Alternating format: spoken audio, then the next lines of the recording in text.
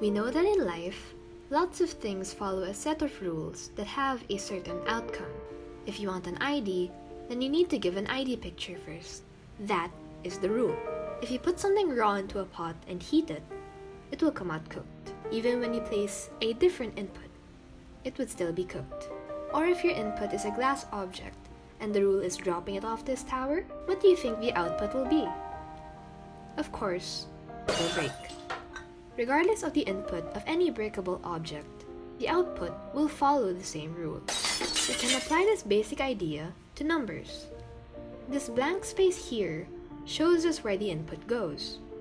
In algebra, we often use a variable given by a letter like n that will represent whatever number you want to put in here. The fun thing about n is you can add, subtract, multiply, and divide it by other numbers. A simple example is 2 times n. If n is replaced by 1, the output is double of 1, which is 2. If n is set to 2, then the output is double of 2, which is 4. If n is 3, then 2 times 3 is 6. If n is 4, 2 times 4 is 8. If n is 5, 2 times 5 is 10. We now have a sequence of outputs: 2, 4, 6, 8, 10, and so on. You may recognize these as a sequence of even numbers, or the 2 times table. We can continue the sequence too.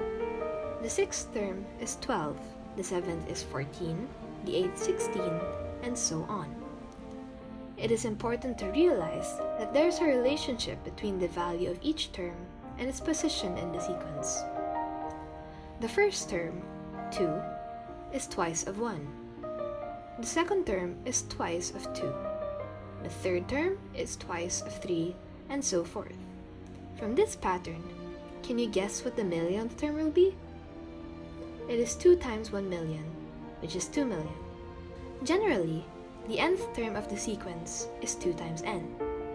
This is what we mean when we say the nth term.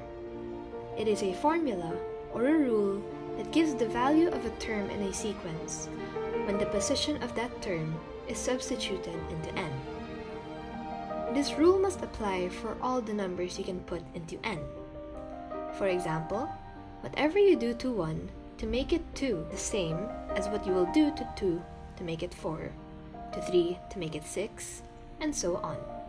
At the start, we showed how a sequence of outputs differ according to their inputs, but still follow the same rule. When we are finding the nth term, we are looking at the sequence of numbers, and we need to figure out the rule where you input 1, 2, 3, 4, 5, and so on. You get the first, second, third, fourth, fifth, etc. terms of the sequence.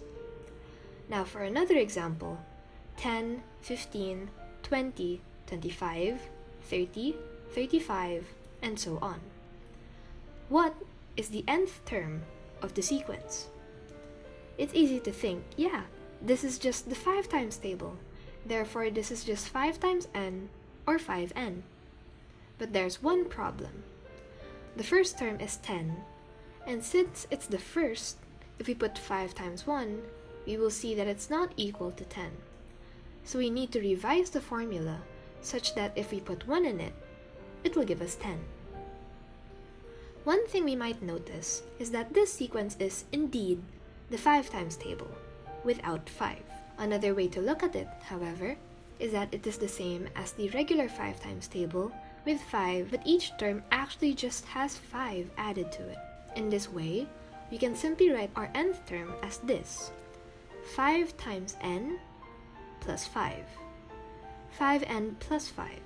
Theoretically, whatever you add to n will just shift to the right, and if you subtract something, it moves to the left. It doesn't even have to be the 5 times table. Multiplying something by n will stretch the spaces between each term. Dividing them will shrink them closer. The spaces between each term must be equal.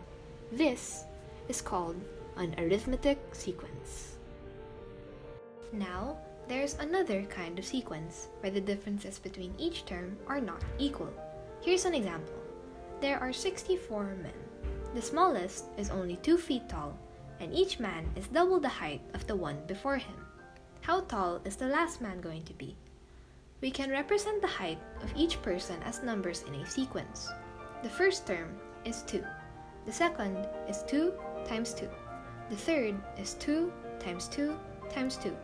The fourth is everything that the third was, which is 2 multiplied by itself 3 times, further multiplied by 2, and so on. We can write this in a simpler way. Write the 2 and a smaller number to the right of it, which tells how many 2's you will multiply to itself.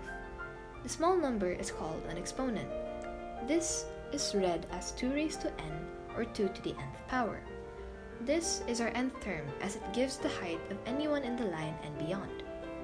We can easily see that the exponent matches exactly the position of the term in the sequence. If the pattern continues like this, we know that the 64th term is going to be equal to 2 raised to 64. That is a very, very, very, very big number, more than 18 quintillion. It is no longer the exact difference between two terms which will be the basis for our rule, but the ratio of one term to another, which is the same all throughout. To understand the idea of the ratio, think about scaling a picture in Photoshop. To make it bigger, but not stretched or distorted, the ratio of the height to the length has to be the same as when it was smaller. The size is different, but the relation of the two lengths to each other are preserved. Here, the ratio of 1 to 2 is the same as that of 2 to 4, 4 to 8, 8 to 16. In fact, even if you multiply a number that isn't 2 to the nth term, the ratio still applies. This type of sequence is called a geometric sequence. We learned about the two types of sequences, arithmetic and geometric. Arithmetic sequences are lists of numbers called terms. The difference between each term is the same. Geometric sequences are also lists of numbers, but it is the ratio between any two consecutive terms which are the same. An nth term is a formula which gives you the value of any term when its variable is replaced by the position of the term in the sequence, which is 1 for the first term, 2 for the second term, 77 for the 77th term, and so on. And that is all. I really hope you learned something today, and thanks for watching.